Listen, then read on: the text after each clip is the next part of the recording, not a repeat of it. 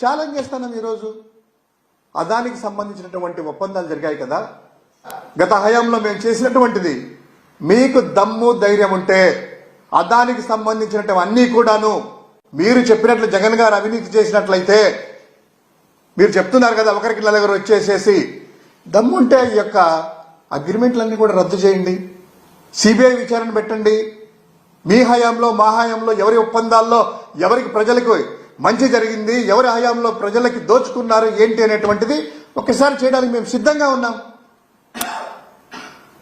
దీనికి దమ్ముందా మీకు? అనవసరమైనటువంటి కారు కూతలు కోయడానికి, జగన్ గారిని వ్యక్తిత్వ హననం చేయడానికి, ఆయన వ్యక్తిత్వాన్ని ఒక ప్లాన్గా పద్ధతిగా గత 15 సంవత్సరాల నుంచి చేస్తూనే ఉన్నారు. అయినా కూడా ప్రజలకంతా తెలుసు.